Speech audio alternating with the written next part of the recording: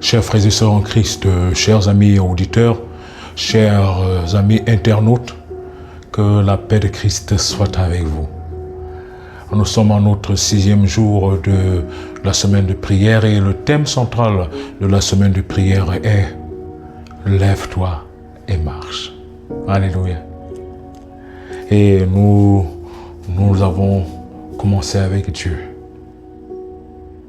Dès le premier jour de la semaine de prière, qui était ce samedi passé, et nous avons vécu. Depuis ce moment-là, nous vivons toujours de merveilleuses expériences avec Dieu. Aujourd'hui, c'est le jour de jeûne. Et nous encourageons les uns les autres à ne pas laisser la fatigue ou la paresse vous vaincre. Si vous avez décidé de jeûner et de présenter à l'Éternel votre problème en vous mettant de côté. Le jeûne, c'est quoi? On se dit qu'on se met de côté. On est sacré pour Dieu. Alors on ne mange pas, on ne boit pas. Nous évitons de faire des choses qui nous poussent vers le péché. Et nous nous prédisposons à la présence de l'Éternel. Levez-vous, marchez, jeûnons. Levons-nous, marchons et jeûnons. Et je sais que par la grâce de Dieu, à la fin de ce jeûne, Dieu aura déjà commencé à nous exaucer. À la fin de la semaine de prière, Dieu continuera à nous exaucer. Même après la semaine de prière, les miracles de l'Éternel vont s'accomplir. Si tous ceux qui se sont avancés, tous ceux qui se sont levés par la foi, qui ont marché par la foi et qui se sont mis de côté aujourd'hui, vous dites que Seigneur, nous voulons vraiment que tu puisses agir. Nous sommes fatigués de nos situations. Viens et agis, Seigneur. À travers ce jeûne, Seigneur, nous nous mettons en ta présence, agis. L'Éternel va agir au nom de Jésus-Christ. Amen. Le thème de ce 6e jour est le jeûne et le pouvoir. Le jeûne et le pouvoir. Prions le Seigneur. Merci Saint-Esprit parce que tu es merveilleux. Tu nous as protégés. Tu nous as réveillés ce matin. Nous voulons te dire merci Seigneur Jésus-Christ parce que tu as combattu pour nous. Même lorsque nous étions endormis, Seigneur, tu as veillé sur nous. Tu as combattu pour nous. Père éternel, nous te disons merci parce que nous te voyons en action. À travers cette semaine de prière, nous te voyons en action. Et Satan a échoué. Satan et sa cohorte de démons, ils ont tous échoué. Les démoniaques, les sorciers, les méchants, ils ont tous échoué. Ils sont à présent dans les lamentations. Parce que tout ce qu'ils ont fait contre nous échoue. Tout ce qu'ils ont planifié contre nous est à l'échec. Parce que tu as décidé que cette semaine, Seigneur, cette semaine de prière, que toi-même tu as inspiré, que cette semaine de prière puisse avoir lieu. À travers le ministère du groupe Israël. Que tu as décidé de changer nos situations. Voilà pourquoi aujourd'hui tu nous parles de manière spéciale du jeûne et le pouvoir. Apprête nos esprits et nos cœurs et permets que nous puissions être richement bénis par ta parole de ce jour. En ton précieux nom Jésus-Christ. Amen. Le jeûne et le pouvoir. Ouvrons nos Bibles dans le livre d'Esther, chapitre 4. Dans le livre d'Esther, chapitre 4, il est écrit: Mardochée, ayant appris tout ce qui se passait, déchira ses vêtements et s'enveloppa d'un sac et se couvrit de cendres. Puis il alla au milieu de la ville en poussant avec force des cris amers.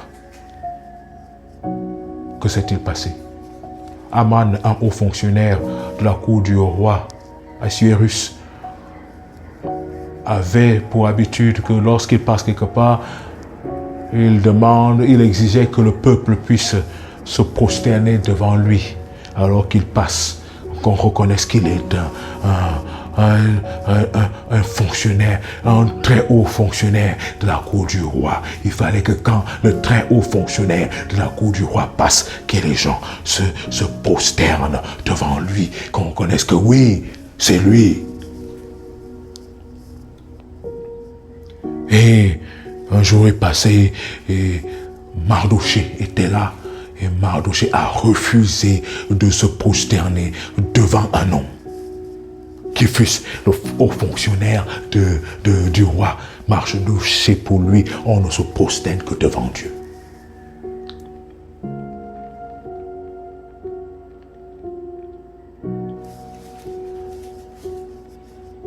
Cherches-tu le pouvoir dans ta vie? Le vrai pouvoir. La première chose, de reconnaître que c'est seulement Dieu qui mérite honneur et gloire dans ta vie et dans tout ce que tu fais, pour reconnaître qu'il n'y a rien que Dieu. Dieu est le numéro 1 et il n'y a pas un second. Ne jamais se donner à un homme de la gloire, se prosterner devant un homme, même si tu meurs de faim ou quoi. Ne jamais, même si c'est comment, même si tu ne te prosternes pas devant un homme. Seul Dieu mérite la gloire, l'honneur. Seul Dieu, nous nous prosternons seulement devant Dieu. C'est à Dieu que nous nous prosternons. Alors, c'est la leçon numéro 1. Ma soeur, est-ce que tu comprends? Mon frère, est-ce que tu comprends? Tu veux le pouvoir. Tu veux le pouvoir manifester dans tout ce que tu fais. Le pouvoir de Dieu. Le vrai pouvoir. L'autorité, le pouvoir dans ce que tu fais. Que dès que tu ordonnes, ça arrive. Parce que n'oubliez pas, nous sommes créés à l'image de Dieu, selon sa ressemblance. Le dit Genèse chapitre 1 et chapitre 2 aussi. Et lorsque par conséquent, tu parles, parce que tu es créé de Dieu. Parce que tu es à l'image de Dieu. Tu as été créé à l'image de Dieu selon sa ressemblance. Quand tu parles, ça se réalise. Quand tu dis que ce projet va réussir, quand tu bénis telle personne, quand tu dis Seigneur, exauce-moi, quand tu présentes à Dieu, quand tu fais un projet, ce projet, je le fais et il va se réaliser au nom de Dieu, au nom de Jésus-Christ. Parce que tu es créé à l'image de Dieu, à sa ressemblance. Ce que tu dis à l'autorité de Dieu et ça se réalise. Par conséquent, la gloire ne revient qu'à Dieu. Dieu seul mérite la gloire. Et Mardoché savait ça. Jamais il allait accepter se prosterner devant un homme. Qu'il fût quoi, je ne me prosterne pas devant un homme. Qu'on fasse même ce que vous voulez me faire, moi je ne me prosterne pas devant Aman. Mardoché a dit qu'il ne se prosterne pas devant Aman. Lorsqu'Aman passe, tous les autres se prosternent. Ils se prosternent. Aman, le grand fonctionnaire. Aman, le grand fonctionnaire du roi. Aman, Mardoché était. Et ça a attiré l'attention d'Aman. Aman a dit ça, c'est qui ça? C'est qui ça même? C'est quel bouclion, ce moribond c'est même qui ça? Moi, le grand Aman, je passe et celui-ci ne se prosterne pas. C'est qui ça même? C'est quelle poussière ça? Bon, je vais le montrer. Je vais le montrer que je suis le grand fonctionnaire du roi Assuérus. Il va voir ce qui va arriver. Je vais le montrer. Je vais le tuer. Je vais même le tuer. Il va voir. Combien de fois dans la vie, les gens ont promis finir avec nous parce que nous n'avons pas accepté adhérer à leur mauvaise voie. Combien de fois nous avions été menacés, nous avions subi des coups terribles, des injustices parce que nous n'avons pas accepté nous prosterner devant des hommes ou des femmes, devant des patrons ou des patronnes, devant des autorités qui veulent nous pousser à faire quoi? À marcher contrairement à la volonté de Dieu. Ma sœur, combien de fois tu as subi ce genre de situation? Mon frère, combien de fois tu as subi ce genre de situation? Des injustices dans ta vie. Parce que toi, tu n'as pas accepté faire le mal. Tu n'as pas accepté entrer dans le complot du mal. Tu n'as pas accepté entrer dans une tontune du mal. Toi, tu préfères souffrir ta petite souffrance, même si c'est la grande souffrance. Tu préfères manger ton petit repas, même si ce n'est pas beaucoup, que d'avoir beaucoup, mais ayant renié Dieu. Et parce que vous refusez de renier Dieu, et vous refusez de vous prosterner, parce que nous refusons de renier Dieu, et que nous refusons de nous prosterner devant les gens. Alors, plusieurs fois, nous sommes victimes des coups bas, des injustices, des persécutions. Et parfois, c'est très dur. Souvenons-nous de cette première leçon pour avoir le pouvoir. Que Dieu soit le numéro 1 dans ta vie, qu'il soit le premier. Et qu'il soit à lui seul, soit gloire, honneur et majesté. Et Aman, ayant refusé donc, ayant appris le plan démoniaque et satanique, plutôt Mardochée, autant pour moi, ayant appris le plan diabolique et satanique d'Aman contre lui, la Bible nous dit qu'il n'est pas resté tranquille. Mardochée, ayant appris tout ce qui se passait, déchira ses vêtements, s'enveloppa d'un sac et se couvrir de cendres. Puis il alla au milieu de la ville en poussant avec force des cris amers. Mon frère, pousses-tu des cris amers? Ma soeur, pousses-tu des cris amers face à des injustices, face à la méchanceté, face à la malhonnêteté, face aux persécutions, face à la moquerie? Pousses-tu des cris d'amers?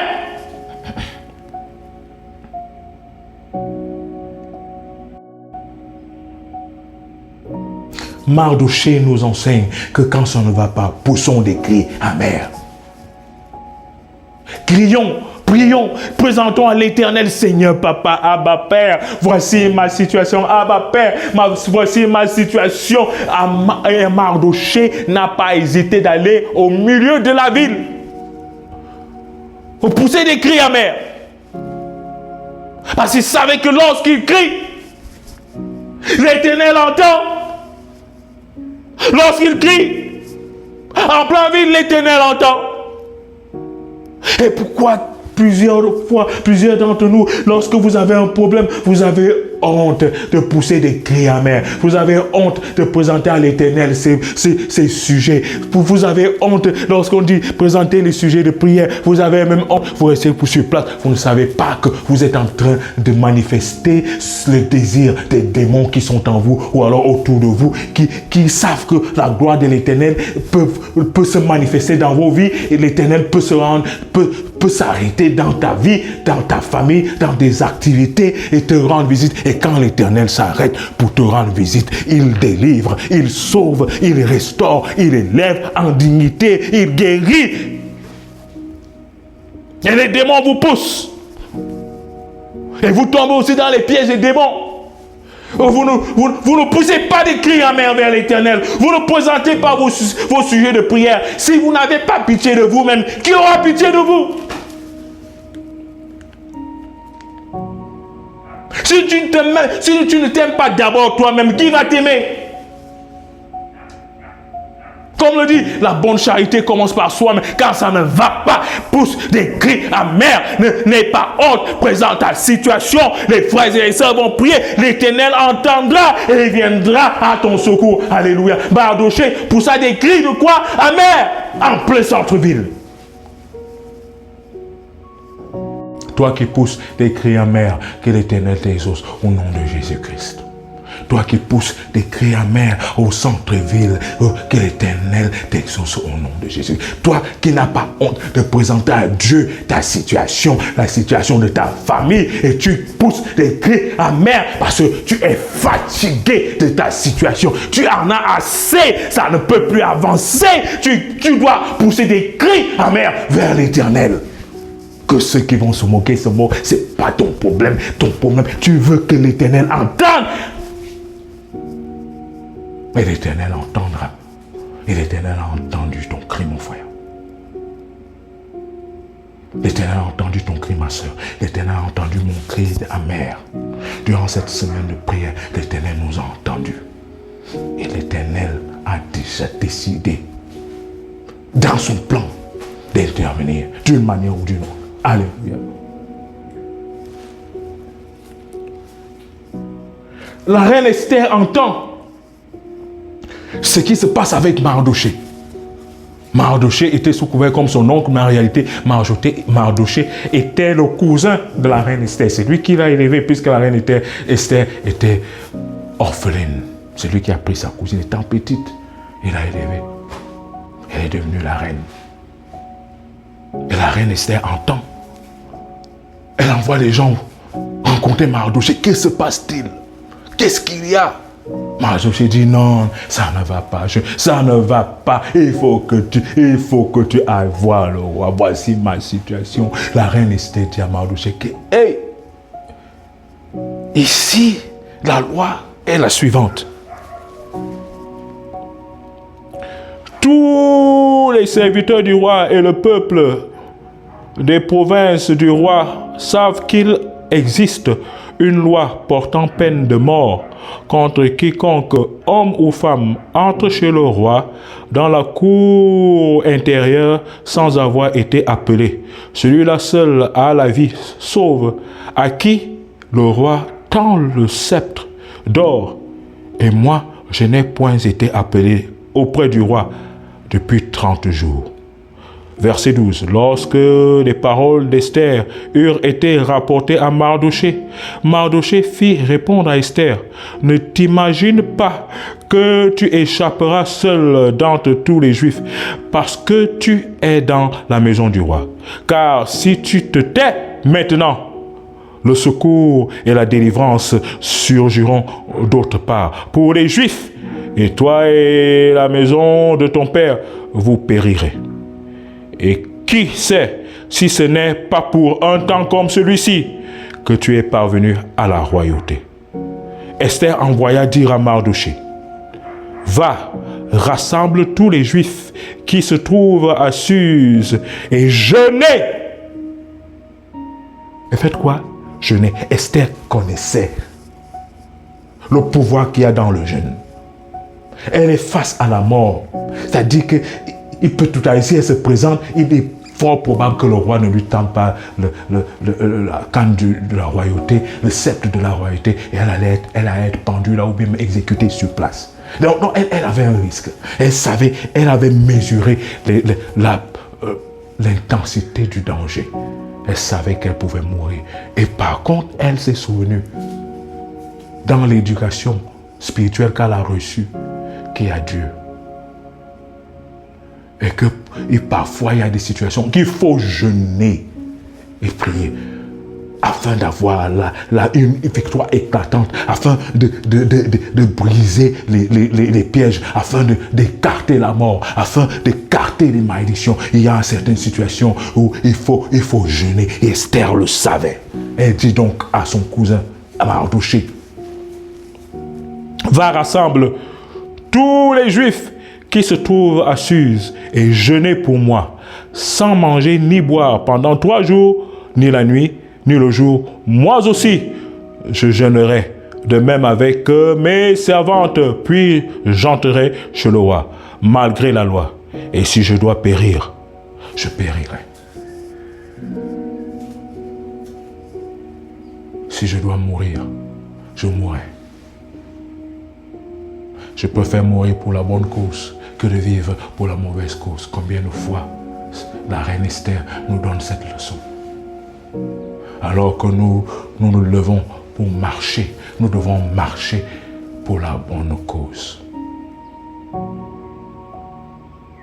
Ne marchons pas pour la mauvaise cause, pour protéger nos intérêts égoïstes et tant de suite. Ça mène à la mort. Il est mieux même de préférer de mourir pour la bonne cause que de vivre pour la mauvaise cause.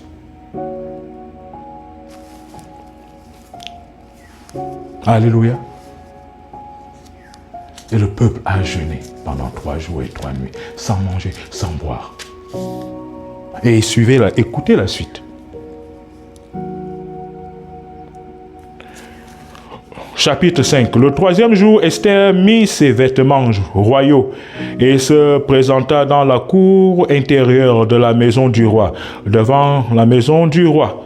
Le roi était assis sur son trône royal dans la maison royale, en face de l'entrée de la maison. Lorsque le roi vit la reine Esther debout dans la cour, elle trouva grâce à ses yeux. Alléluia! Le jeûne et le pouvoir. La reine Esther trouva grâce aux yeux du roi. Parce que l'Éternel a rendu visite, a écouté les jeunes, les pleurs, les cris amers des enfants d'Israël et de la reine Esther. Et la grâce de l'Éternel s'est manifestée. Et le roi, en voyant la reine Esther, eut plaisir de la voir et lui tendit quoi? Le sceptre royal. Lorsque tu es devant ta situation, jeune, pousse tes cris amers vers l'Éternel et l'Éternel te donnera le pouvoir. Il te tendra le sceptre royal. Lorsque tu seras en face de ta situation, quel que soit le péché, si tu jeûnes et pries, la grâce de l'Éternel se manifestera. Le pouvoir de l'Éternel se manifestera. L'autorité de l'Éternel se manifestera. Il fait que même tes situations vont se renverser. L'Éternel changera ta situation. Alléluia. 1. Mets Dieu comme premier dans ta vie. Tu ne te prosternes devant personne, seul devant Dieu. 2.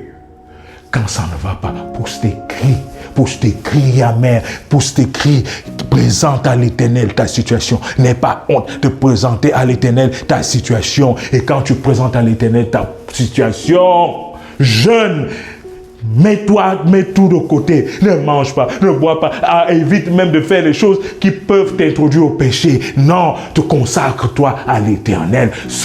Le jeûne est la consécration.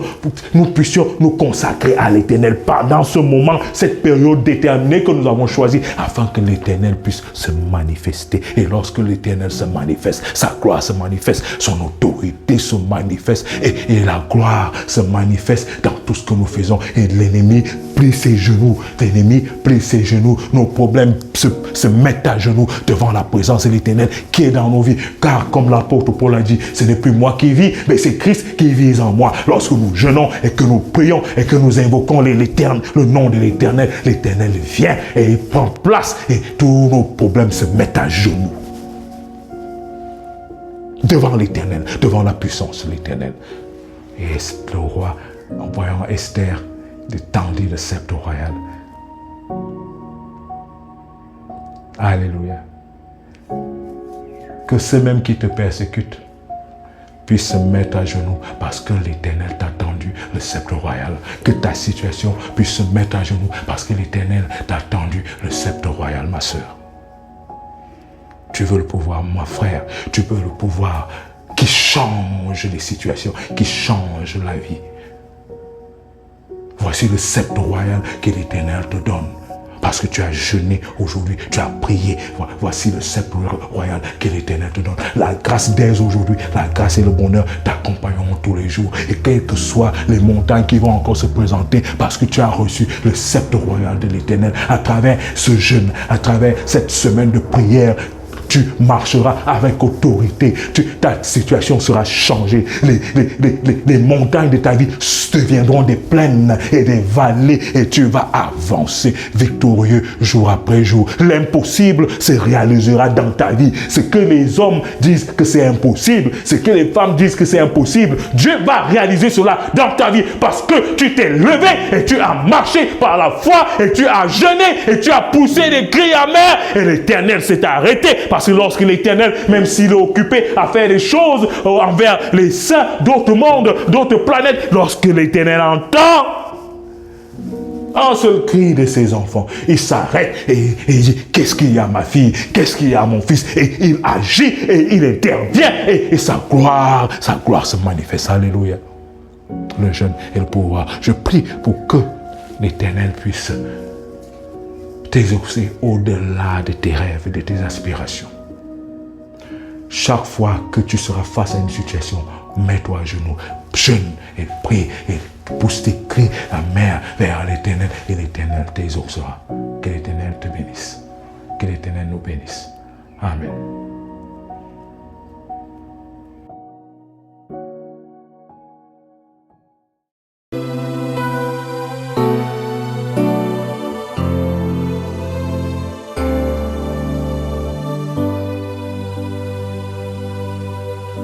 Je lève les yeux vers les montagnes. D'où me viendra le secours?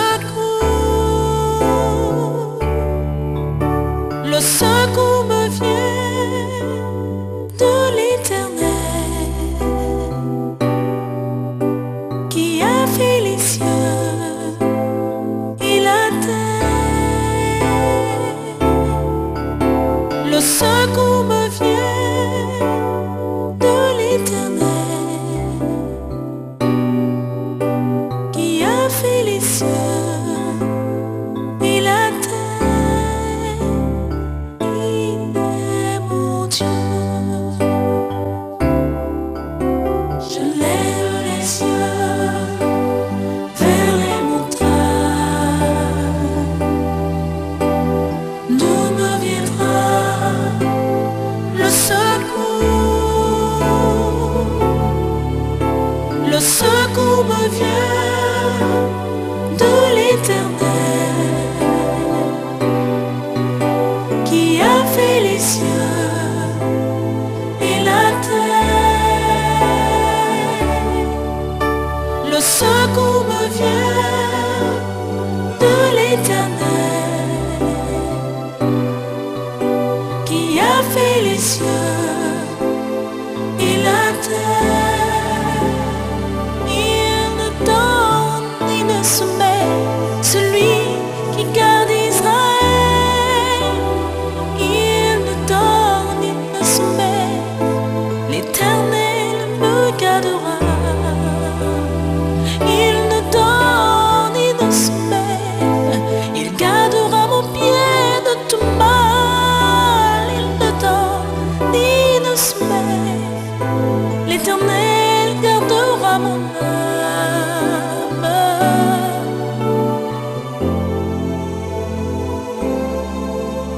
Je lève les yeux vers les montagnes. D'où me viendra le secours?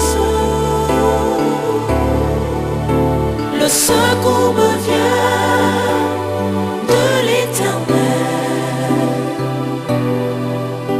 qui a fait les cieux et la terre. Le secours me vient de l'Éternel qui a fait les cieux et la terre.